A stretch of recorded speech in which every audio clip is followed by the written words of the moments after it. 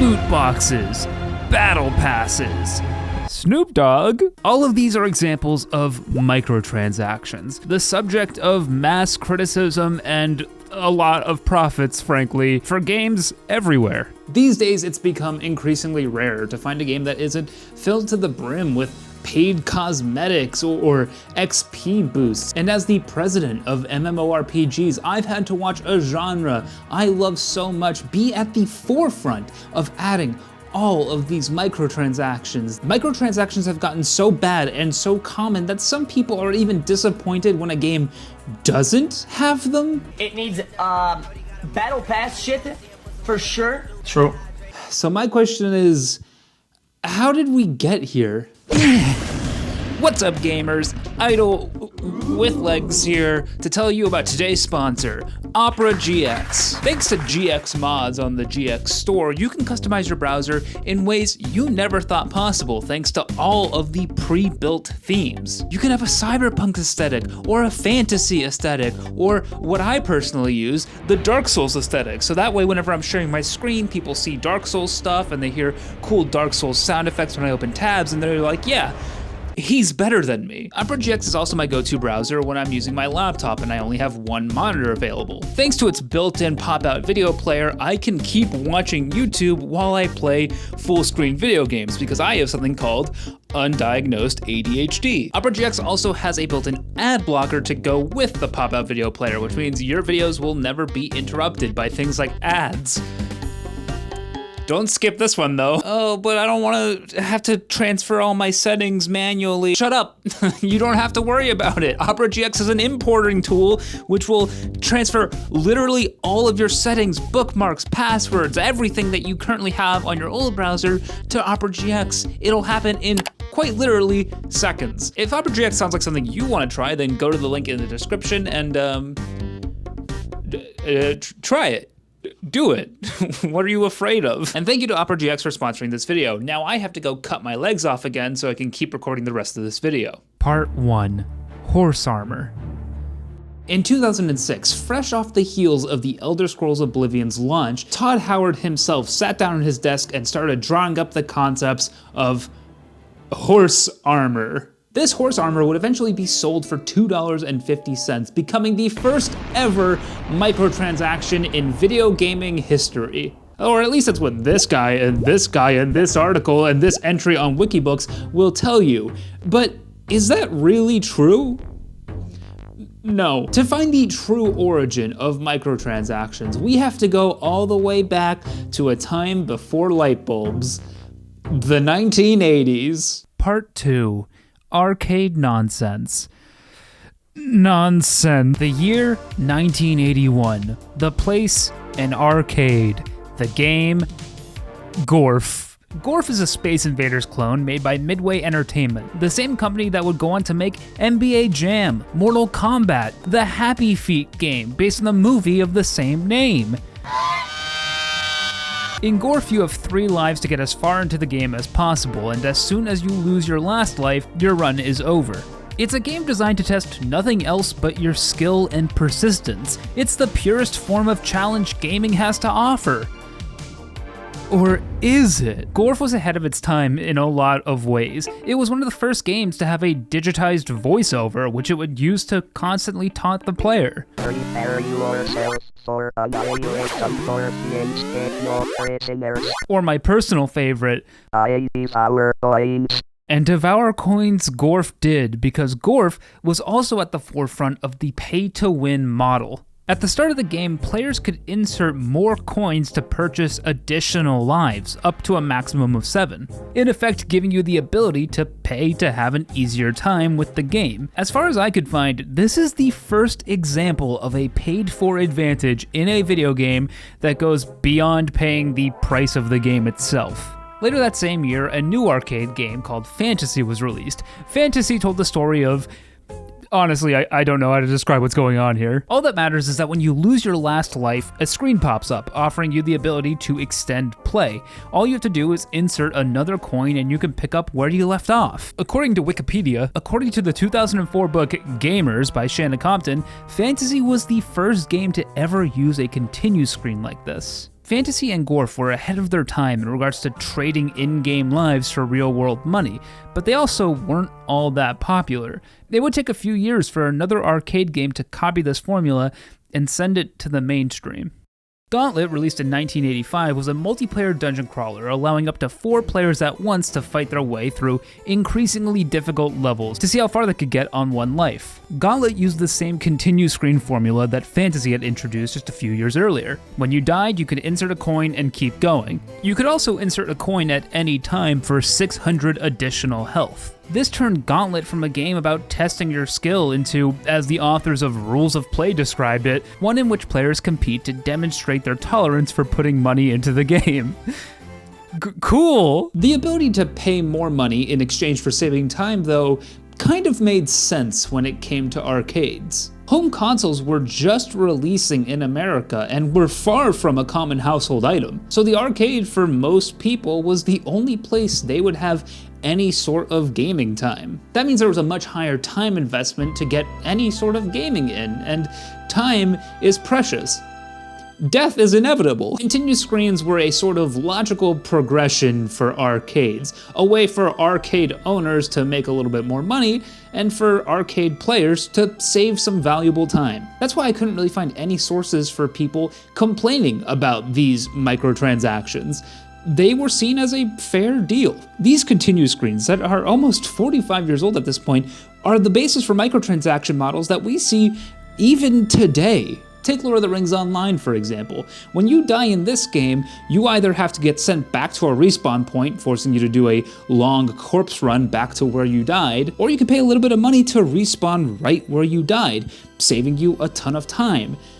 Is this not just a modern continue screen? Following in the footsteps of Gorf and Fantasy though, it wouldn't take long for other arcade machines to find new ways of getting more money out of players. Just 1 year after both of those games released, we saw the birth of one of the most awful microtransaction models of all time. In 1982, Lost Tomb took arcades by storm. Maybe, I actually don't know how it was received. The game was all about fighting your way through levels of a pyramid, collecting treasure, and killing different kinds of enemies with an assortment of weapons. But the most important weapon is the whip. The whip, obviously, kills enemies, but it can also be used to break down walls, opening otherwise inaccessible parts of the level. It's a super useful weapon to have, but it's also consumed on use, and you'll only find a couple per level if you're lucky. Man, if only there was a way to get more whips, then this game would be so much easier. We're a decent way into this video, you already know what's about to happen. Between certain levels, the screen will suddenly switch from a map of the tomb to a message that says, "And now a word from your sponsor." A sponsor? Cringe. Thanks again, Opera. Ever feel like you need an extra whip or two?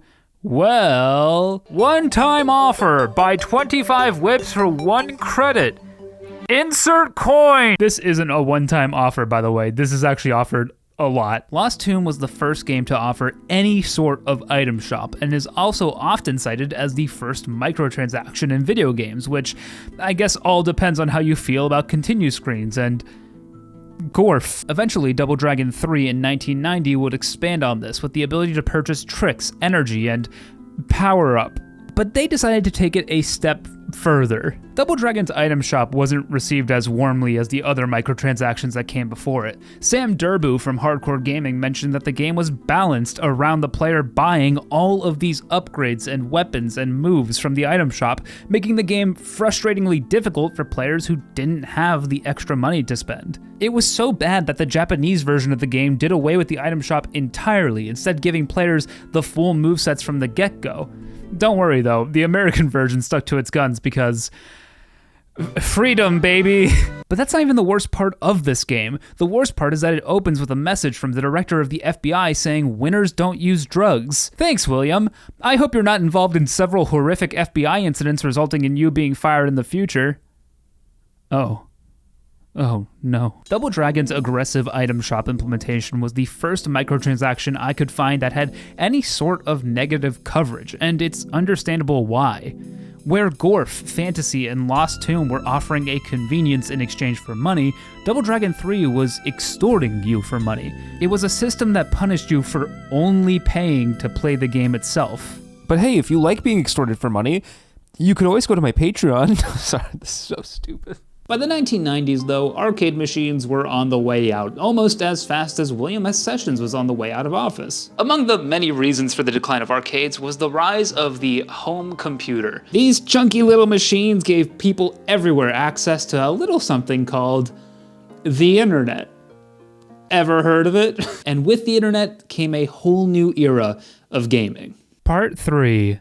MMO money. I really am struggling to come up with part names. The mid to late 90s were really defined by the rise of the internet, and it didn't take long for the first multiplayer online games to start cropping up, just not in the way we know them today. Back then, to access an online game, you didn't just open up a browser and type in miniclip.com. Is that still around? Put it right here. I don't think it's around anymore.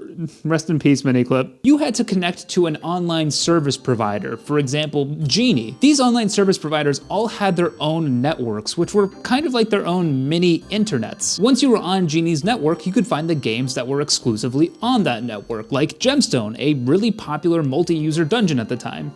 The problem was that back then, you had to pay these online service providers for every hour you were connected to the network. This meant it was usually prohibitively expensive to spend more than 1 or 2 hours a day tops on these games. The good news for these early online games, though, was that these shorter sessions meant the games were pretty cheap to host. But by 1995, I was born.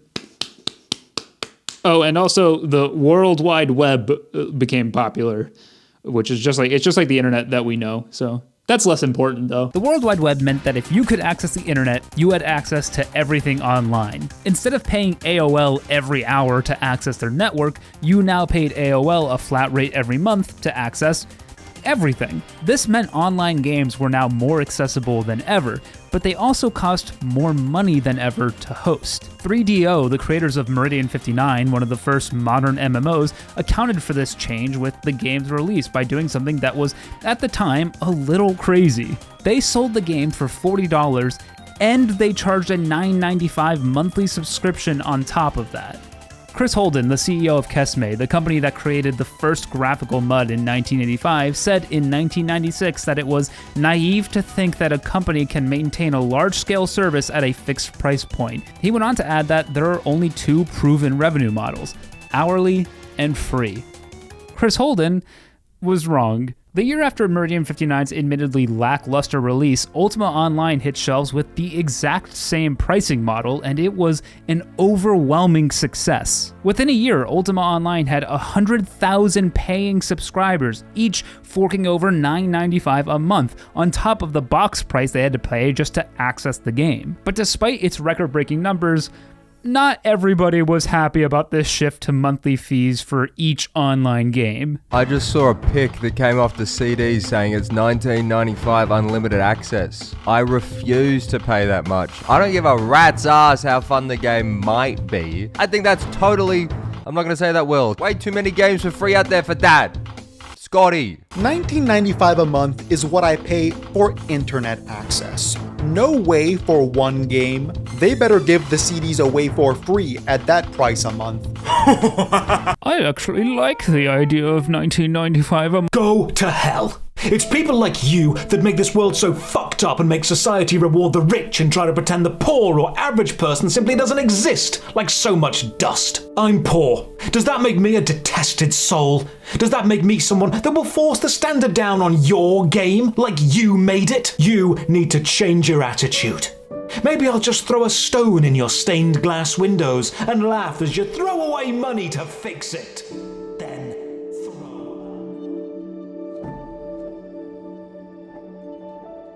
But what does this have to do with microtransactions? I hear you asking, you little goblin.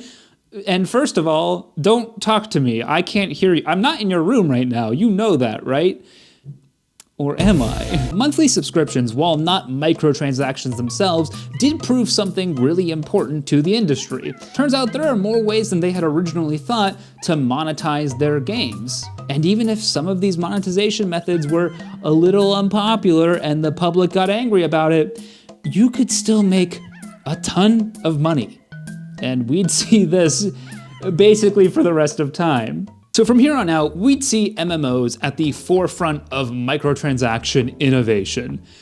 A sentence that makes me want to fucking die. Oh my god, what a sad sentence. There was one multiplayer game in particular that really wanted to avoid having a subscription pricing model, but they still had to make money because hosting a game wasn't cheap anymore.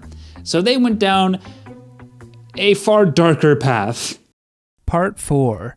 Premium currencies. Achaea Dreams of Divine Lands was a MUD released in 1997, an objectively terrible time to release a MUD since, as Matt Hrody puts it in his article highlighting Achaea and its developer Matt Mahaly, in 1997 the MUD business had turned sour thanks to AOL's new flat fee model. So Mahaly, determined to avoid a subscription model, created the first ever premium currency in an online game. This currency, called credits, let you buy exclusive items called artifacts, and it let you upgrade your skills. These upgrades were originally unobtainable using just the gold you'd gain by playing the game, but were extremely powerful and basically necessary for any sort of endgame progression. A fact that was only made worse because of Achaea's PvP focus. If you wanted to keep up, spending money was the only realistic way for you to do so. According to Rock Paper Shotgun, to get your character to the end game breakpoint would cost over $500, and artifact items like the Hood of the Sphinx would run you over $700.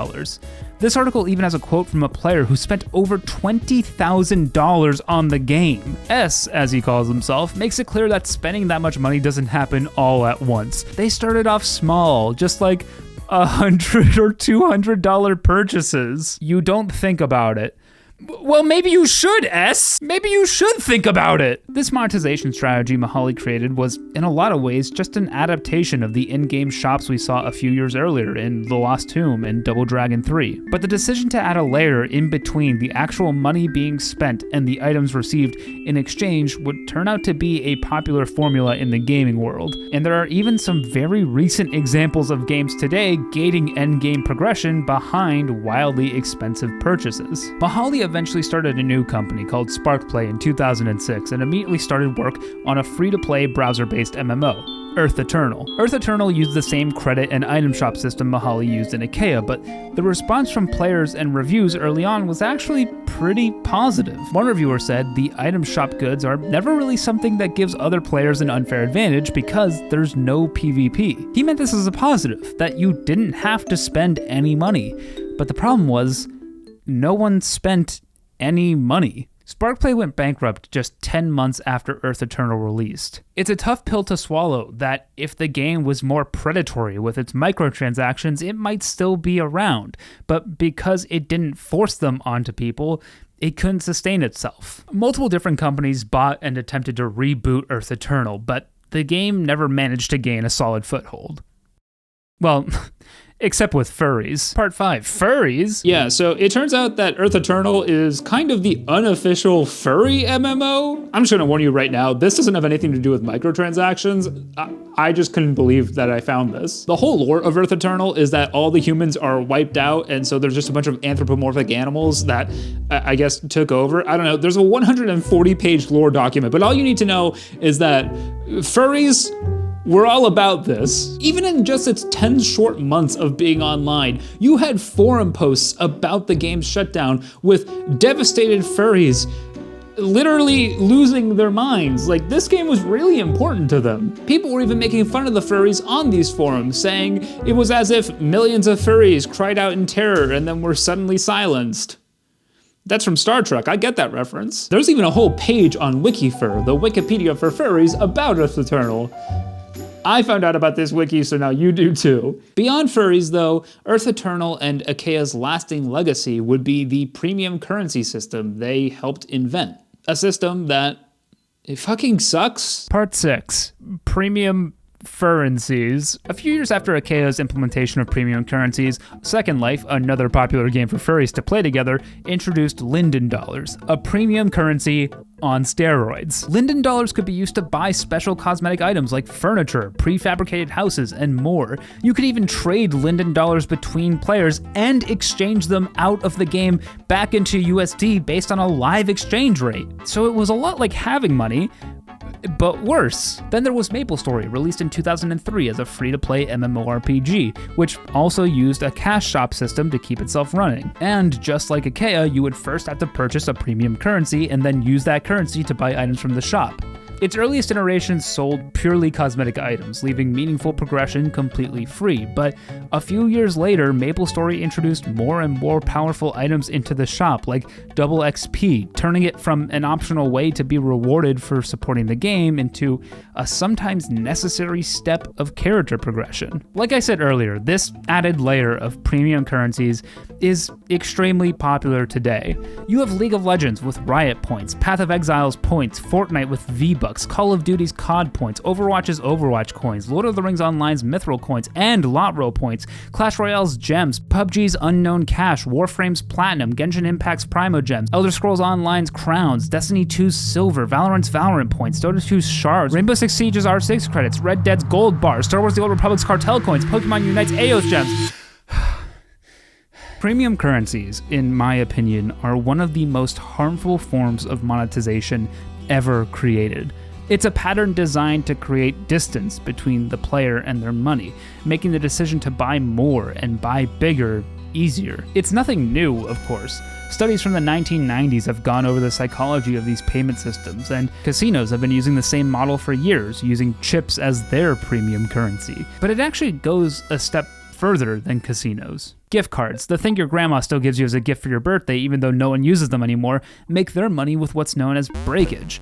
By selling preset amounts of store credit like $25, $50, or $100, there's a high chance that card will be left with a few dollars on it by the time it's done being used. That leftover amount of money already went to the company, and that's the breakage. Premium currencies do the same thing, selling inconvenient amounts of the currency relative to what you might actually want to use the currency on. Take Path of Exile 1, for example, a game that I love. One of the best things you can buy from the shop is the currency stash tab, which conveniently is on sale for just 60 points. But when I go to buy points, I can get 50, 100, or 200. So to get one stash tab, I'm going to need to have at least 40 points left over. No matter how often you play the game or how much you spend, you're likely to have a little left over by the time you fully quit the game, and the developer at that point has already pocketed the money. But it's actually even worse than gift cards, since unlike the real world where physical objects have implicit value because of the goods and labor that went into each of them, these premium currencies are used to buy things like extra storage in a virtual chest or a skin that took an intern like an afternoon to create. Like we're talking about like literally a few hours of labor for infinite money glitch. It's crazy. Or there's that virtual keychain that Blizzard sold for Overwatch where it cost $2 more to get the fake one than the physical one they were also selling. I mean, what are we doing? What are we doing here? I'm actually, oh man. That was, something came over me there. To garner some goodwill though, some, if not most of these games will create a sort of in-game way for players to earn a premium currency absolutely free. It sounds like a nice compromise, right? All you have to do is play the game and then you get the cool cosmetic too? Awesome, who cares if it's a little bit slow? Uh-oh, what's that? It's just another psychological trick used to get people to pay more money? Oh, whoa, who could have seen that coming? The goal gradient hypothesis suggests that humans will typically expend more effort on something as they get closer to their goal. That same hypothesis applies in marketing. This study from Columbia University in 2006 found that customers at a cafe would come back roughly 20% more often the closer they got to filling out 10 stamps on their loyalty card for a free coffee. But that study took things a step further. They found that customers would come back another 20% more often if they were instead given a card with 12 stamps required for a free coffee, but 2 bonus stamps already filled. The study calls this illusionary goal progress because it's still 10 stamps for a free coffee, but people feel like they're close. The methods in video games that allow you to earn premium currency slowly through gameplay are filling the role of the 2 fake bonus stamps. They make you feel closer to the goal, and in the case of premium currencies, might make you more inclined to make a purchase you wouldn't have otherwise. It might seem weird that I'm diving so hard into this specific form of microtransactions when we're covering basically the entire history of them. But as you'll come to see, almost every form of microtransactions is built on top of premium currencies. It's the single most pivotal moment, in my opinion, in the history of microtransactions, and it's worth looking at why it's so harmful and also how it's so effective. It's a scummy system, one that has become far too normalized in online gaming over the past decade and a half, and although it had been mostly contained to new games, eventually the old guard started to fall as well, but in their own special ways. Part 7. MMO, no! Some of the oldest and most beloved MMORPGs in the genre by 2013 had completely changed course on microtransactions. World of Warcraft introduced the WoW token, and RuneScape introduced their Bond. Both of these were ways for players to exchange real-world money for in-game gold. Not a premium currency, the actual gold that was used to buy everything available in the game. The CEO of Jagex, developers of RuneScape, said at the time, "Everybody benefits from bonds, except gold farmers." A statement that has proven extremely untrue, as bots farming gold continue to run rampant in old-school RuneScape since they can easily offer a better deal than bonds ever can. This post even included testimonials from real players talking about how excited they were to buy gold in their favorite game. Hi, my name is Sam, and I've been playing RuneScape for 6 months now. I love training combat, but some better equipment and armor would really help me. I want to buy bonds and swap them for some ganodermic armor. I might finally be able to join my friends on a next run. Nice, Sam. God forbid you have to play the game and progress like your friends had to. World of Warcraft took this even further with the release of the Warlords of Draenor in 2014, letting players buy an instant boost to level 90 for $60. According to Ian Hazakostas, now the game director of WoW, the high price was to not devalue the accomplishment of leveling. Right, yeah, how could the ability to skip the leveling process devalue leveling? Over the years, level boosts would be included in more and more editions of the game, even going on sale for Mists of Pandaria Classic, the version of the game that was meant to remain pure like it was back in the good old days. RuneScape, which had evolved into RuneScape 3, also introduced more and more microtransactions themselves over the years, from the Squeal of Fortune that could give players some of the most powerful items in the game to Treasure Hunter, whose rewards included massive amounts of free experience to further trivialize the grind of leveling up your skills. These two are just the examples that are most top of mind for me, because they're my most played MMORPGs, but any game in the genre has gone through some form of microtransaction moment in their lifespan. Online games, though, despite being at the forefront of microtransactions in the early 2000s, were not the end-all be-all. They were just the beginning, and it wouldn't take long for single-player games to follow in their footsteps. Part 8. Peter, the horse is here. Oh yeah. In 2005, Microsoft introduced the Xbox Live Marketplace, a place where players could purchase things like new skins for the Xbox 360 dashboard, full video games, and most importantly, add-ons to existing games, what we now know as DLC, or downloadable content. Bethesda, fresh off the launch of the Elder Scrolls IV Oblivion, became one of the first companies to release a DLC on the Xbox Live Marketplace. You probably know the story by now, because I talked about it at the beginning of the video. Oblivion releases a DLC 2 weeks after its launch for about $2.50, and in return, players got a pretty unremarkable looking set of horse armor. Despite it not actually being the birth of microtransactions, I can't deny its impact on the trajectory microtransactions would take. So to see not just a developer, but one of the biggest and most beloved developers pull a move like this sent shockwaves throughout gaming. Ben Kuchera called it nifty, and by nifty, I mean crappy. Kyle Kennedy suggested Bethesda should instead pay the players back whenever the game freezes. Wired staff said the DLC was weird and vaguely troubling. My nickname in high school. One thing all of these articles shared was a concern for what this meant for the future of gaming. Despite the outrage on forums everywhere calling the microtransaction a spit in the consumer's collective face, there was one simple truth. If this did well, it would continue happening. And as we know now, it did extremely well. Bruce Naismith, a game designer on Oblivion, said when asked about the sales of the Horse Armor DLC, "It must have been in the millions. It had to be millions." And Joel Burgess, a level designer at Bethesda at the time, had this to say in 2015 when looking back on the horse armor. That green bar is all DLC and in-app purchases across mobile and console games. DLC is a huge part of that. The BizCats love it. So it's sticking around. But whether or not you like DLC or you like the way that, DLC is being made, it's here, right? Like it's part of the model. It didn't matter if the public claimed to like this new era of microtransactions. In fact, they could be as loud as they wanted about hating it. That was irrelevant. Bruce put it best when he said, "You're all making fun of it, and yet you buy it." Bethesda and Microsoft paved the way for microtransactions to spread far and wide after proving how profitable they could be even when selling such small, inconsequential things. So logically, companies started imagining how much they could make selling completely overpowered or straight up addicting things. Developers everywhere went back to the drawing board to find new and innovative ways to bleed their players dry. And in 2009, EA would hit the jackpot. Part 9, Pandora's Loot Box.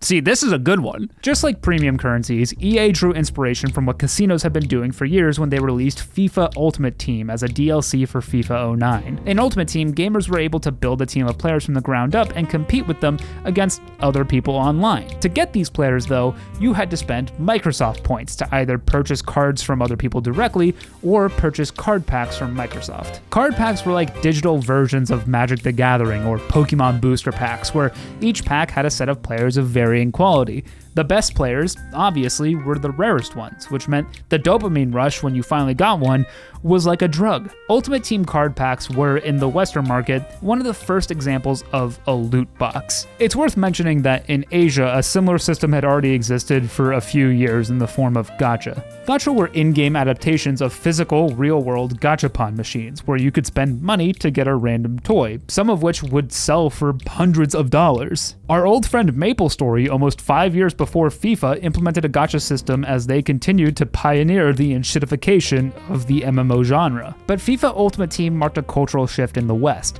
A year after its release, EA Sports president Peter Moore felt so reassured by the success of Ultimate Team that he said microtransactions will be the company's main way of making a success of these franchises when talking about the rest of EA Sports' games. For the record, almost every EA Sports game now has at least some form of Ultimate Team. Soon after Ultimate Team, loot boxes started appearing everywhere. Team Fortress 2 added supply crates that took the extra step of being obtainable for free via gameplay, but required paid keys to open. You know, just so players would have to stare at unopened loot boxes. Overwatch started selling cosmetic-only loot boxes in 2016. You gotta see this! You gotta see the disappointment!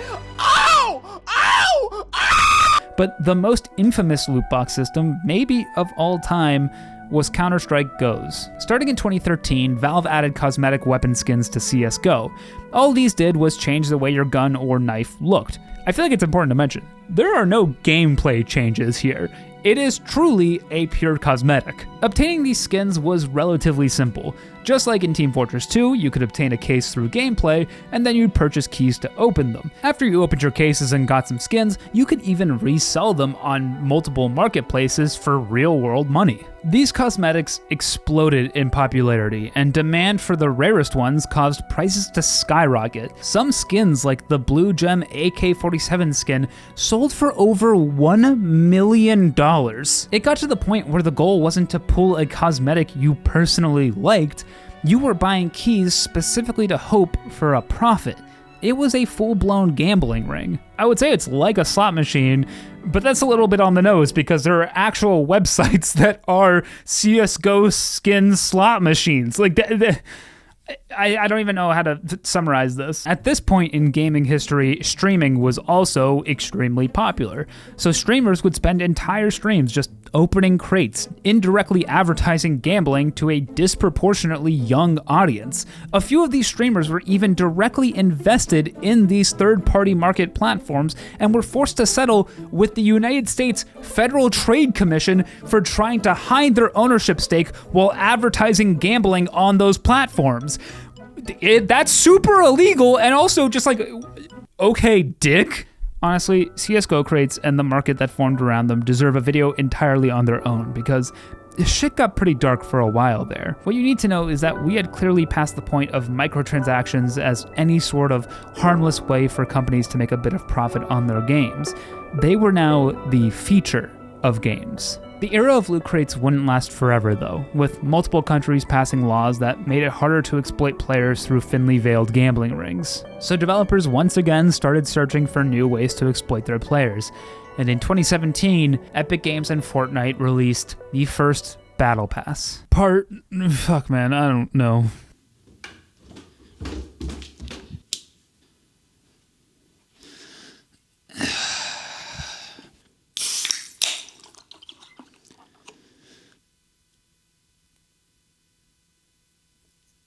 Oh, fuck. I'm literally filming this on a separate day. I was getting really depressed talking about microtransactions. And frankly, battle passes are the dumbest one yet, but here we go. If you don't know what a battle pass is, it's basically an in-game to-do list that you have a limited time to complete. Also, you have to pay for it. You have to pay to have the privilege of having a to-do list. Fortnite's first battle pass came out in season 2, costing about 950 V-Bucks, which equates to around $9. Through completing in-game challenges and just playing the game itself, you'd get battle stars, which would complete these tiers and give you the rewards like cosmetics and even V-Bucks. But obviously, the best cosmetic rewards were at the very end of the battle pass, so you better play through the whole thing before the season ends. For publishers, this system is great. Not only are people paying you money, but they're also essentially promising to continue playing the game for as long as it takes to complete the battle pass. And because they're only there for a limited time, the fear of missing out kicks in, which is an extremely powerful motivator in games, especially online games. So if you bought the battle pass and weren't playing Fortnite, you were wasting money. According to Epic Games themselves, completing the Season 2 Battle Pass would take you about 75 to 150 hours. But who has that kind of time? If only there was a way to make the Battle Pass I paid for go faster. You already know what's going on here. Players could use their V-Bucks to instantly complete a tier of the Battle Pass, essentially allowing you to pay to skip through the thing you already paid for. I would be harsher on this, but World of Warcraft had the level boost like 3 years earlier, which is literally paying to skip what you paid for, so I guess this is just human nature. And wait, remember that study I told you about that found giving people a bit of progress towards a reward makes them more likely to become return customers? Well, Fortnite's Battle Pass had a free reward track where you'd still be able to complete tiers of the Battle Pass just for fewer rewards. But, and hear them out, if you paid for the premium Battle Pass, you could get all the previous rewards and all future rewards. So really, since you've already been playing, you might as well fork over the money, huh? Fortnite's Battle Pass system would be copied essentially one-to-one in tons of other games that wanted an easy way to make money and make players feel trapped into playing their game. Even games already built around microtransactions like Genshin Impact added their own version of a Battle Pass. The most experience I personally have with a Battle Pass is playing through Diablo 4, a game that I can honestly say sucks. Sorry, I just wanted to take a shot at Diablo 4. Battle Passes, to me, are the final boss of microtransactions. They exploit every trick that microtransactions have used in the past to get players to fork over their money, but it rolled them all into one. Most of these Battle Passes can only be purchased with premium currencies too. It's all connected. I guess I could talk more about Battle Passes, but I feel like you probably get the point, and this video is long enough given how depressing it is. Yeah, maybe we should just wrap up. Part 11. Capitalism bad. If you feel like every game today has a microtransaction, you're not wrong. PEGI, the institution responsible for handing out age ratings to games in Europe, has tracked the number of in-game purchases in games they've rated since 2020. In 2020, they rated 1,741 games, and 362 of those included in-game purchases, about 20.7%. In 2024, that number jumps up to 25.2%, almost a 5% increase in 4 years. More importantly, that means 1/4 of games that are big enough to get rated by PEGI have some form of in-game purchase. That is a huge amount, and it's growing really rapidly. There's also the fact that microtransactions have become more over the top in general. Paid cosmetics used to at least fit thematically within the world of the game, but now even in games like Call of Duty that used to be about gritty, semi-real world warfare have devolved into roller coaster guns and Seth Rogen? What are you doing here? I'd hate for this video to be boiled down to capitalism bad. It is, but you know, there's more to it than that. But the reality of the situation is that capitalism doesn't push games to be the best version of themselves. It pushes them to be the version of themselves that has the highest profit margins. The graph Joe Burgess showed at the 2015 GDC proved that even all those years ago, microtransactions were already outpacing base game sales. And you won't be surprised to know that making a fun new animation costs a lot less than making an entire game. That's why even though I don't trust a word out of Pirate Software's mouth, I believe his claim when he said that one World of Warcraft microtransaction mount had a higher profit margin than the entirety of StarCraft II Wings of Liberty. But the real point of this video, and what I hope you take away from it, is that microtransactions aren't this sudden new thing killing gaming. It's been around since the dawn of gaming, and what we're at now is a kind of linear progression from the 1980s arcades. And very realistically, it's gonna get worse. Luckily, unlike the 1980s and even the 2000s, there are thousands of indie games now that are truly made just for the passion of gaming, and even some indie studios pumping out AAA games like Expedition 33 that aren't pushing microtransactions on you and are trying to create genuinely amazing experiences. But unfortunately for me, and potentially you if you're watching this video, I'm in love with MMORPGs, and those, it's not good. It's well, we're just kind of fucked. Hey, you're a patron. Thank you so much for your support. Hey, you're a patron. I like you very much, cause hey, you're a patron. Patreon is where you're at. You went to the URL in the description and you gave me your money, and that's pretty neat. Hey, you're a patron. Thank you so much for your support. Hey, you're a patron. I like you very much, cause hey, you're a patron. Patreon is where you're at. You went to the URL in the description and you gave me your money, and that's pretty neat.